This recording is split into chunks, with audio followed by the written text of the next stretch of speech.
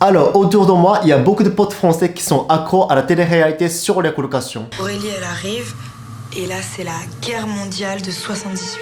Pour tous ceux qui ne connaissent pas, oui, en gros, c'est une émission où il y a des garçons et des filles qui cherchent l'amour de leur vie dans la même maison. Et comment ça se passe, leurs relations et tout, c'est complètement ridicule, hein. Mais nous, les spectateurs, on aime bien leur évolution authentique. Il y a même ce genre de télé-réalité au Japon, ça s'appelle Terrace House. Et il y a quelques jours, c'était la première fois que je l'ai regardé, parce que tout le monde en parle. Et la télé-réalité japonaise, c'est un peu comme celle en France. Il s'agit d'une maison où il y a 3 filles et 3 garçons sur le même toit. Et comment ça se passe, leurs relations amoureuses et tout. Mais enfin, elle est un tout petit peu différente par rapport à celle en France. Car Terrace House, il y a moins de gros mots déjà.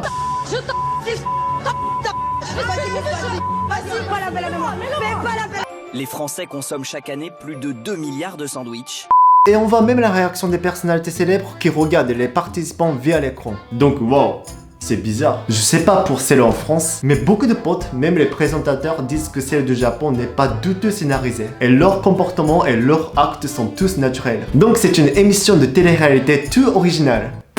Mais moi, il y a des trucs qui me gênent pendant que je regardais cette émission. Alors aujourd'hui, je parle d'une télé-réalité japonaise. C'est parti. Tout d'abord, je trouve que le comportement des participants n'est pas du tout naturel. Oui, vous voulez dire que Terrace House, c'est pas du tout scénarisé, c'est ça? Alors que j'ai vu plein de médias japonais avouer que c'est programmé. Et les participants ont même reçu des bonus s'ils font une déclaration d'amour à une personne que l'équipe de production a décidé. Mais bon, ce n'est peut-être que des rumeurs. Et comme la présentatrice a dit que c'est pas scénarisé, je crois 100% cette émission alors. Après, c'est toi qui devine si c'est scénarisé ou programmé ou pas. Je compte sur tes yeux. Alors pourquoi je pense que c'est pas naturel? L'émission de télé-réalité japonaise est comme ça. L'émission consiste à mettre à disposition une maison et des voitures aux participants. C'est tout. Rien de plus. Rien n'est dans l'obligation. Ils peuvent même sortir dehors pour travailler, ou même pour des achats. Ils peuvent faire ce qu'ils veulent. Peut-être à une seule condition, c'est qu'ils doivent vivre dans cette maison pendant cette période de tournage. C'est ultra libre. Mais imagine si j'étais dans cette émission, si c'est pas du tout scénarisé et que je suis même pas obligé de draguer les meufs, alors je vais sûrement rester enfermé dans ma chambre ou aux toilettes et je me branle. En plus, les participants ne savent pas quel genre de filles et de garçons viennent. Si elle est moche,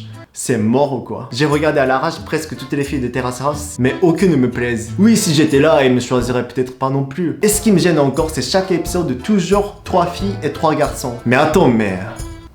c'est Pokémon ou quoi? C'est plus dur de choisir que dans Pokémon. En plus, on doit partager la même maison ensemble. Putain alors, je répète hein, je reste direct enfermé en toilette ou je passe mon temps dans la piscine tout seul jusqu'à ce que l'émission se finisse. Et comme ça, je toucherai peut-être au moins un salaire.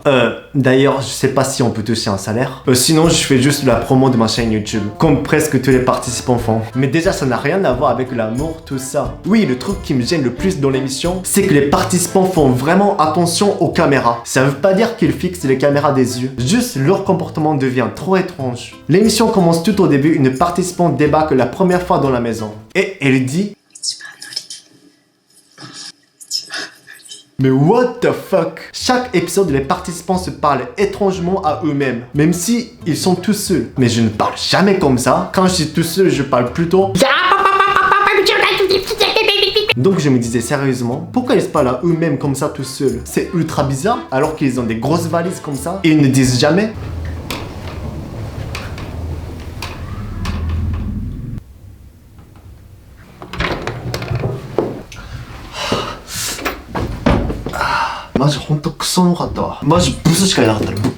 Bon enfin, 3 garçons et 3 filles se sont rencontrés dans la même pièce pour la première fois. Et ils se présentent, discutent, échangent sur leurs rêves, qu'est-ce qu'ils font dans la vie en ce moment, bla bla bla bla bla bla bla. Et ensuite ils vont dans leurs chambres respectives pour déposer leurs valises. Pour les garçons, il y a une chambre à partager et pour les filles également. Oh putain, je déteste partager la même chambre avec 2 mecs hein. Je te jure, celui qui commence à se branler, je le tue. Là maintenant, les 3 mecs ont décidé où ils dormiraient deux. Après avoir rencontré les 3 meufs, forcément ils parlent de quelle fille les intéresse.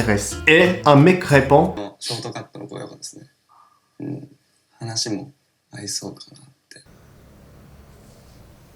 sérieux? 3 mecs dans la même chambre? Et ils disent juste ça? Putain, on dirait 3 écoliers puceaux qui font un voyage scolaire. Hey, tu aimes laquelle? Bah, je sais pas, mais je pourrais bien m'entendre avec elle. Personne ne dit ah, elle est bonne, je vous la ken direct ce soir, c'est sûr. Même entre les meufs. Putain, personne ne dit « Ah, je veux sûrement ken avec un riche ». Oui, parce qu'il y a au moins 3-4 caméras qui est en train de les filmer et il peut pas dire des bêtises comme ça. Personne ne dit « Je vais faire une grosse partout ». Parce que c'est notre projet. Évidemment, quand on remarque la caméra, on ne peut plus être naturel. Si la caméra tourne, c'est difficile de capter la vraie personnalité ou quoi. Personne n'est l'aise devant les caméras, même les acteurs. Déjà, quand tu fais une déclaration d'amour sincère, et juste devant, il y a 5-6 caméras. 話があるって言ってたよね。どういう話？あ、それなんだけどさ、さ、お前っていつもなんか優しいじゃん。あと、まあ、ちょっと初めて会った時から、なんか、ちょっと、まあ可愛いかなって思ってたんだよね。だから俺が言いたいのはなんかこれからはもうちょっとなんかいい関係ができるんじゃないかなって思ってるんだよね。まあつまりお前はつまりお前は俺のことどう思ってるの？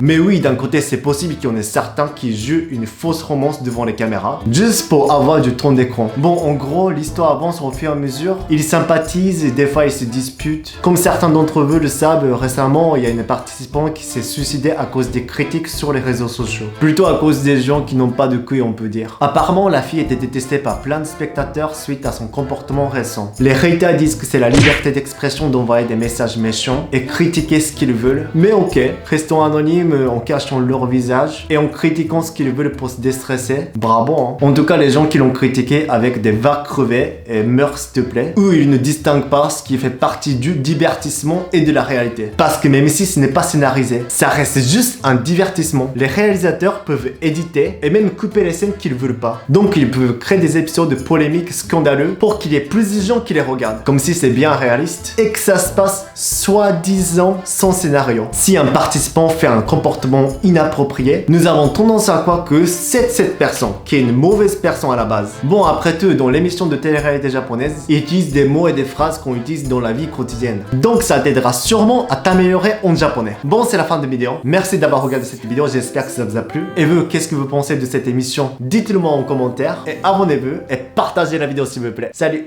And I'd choose you.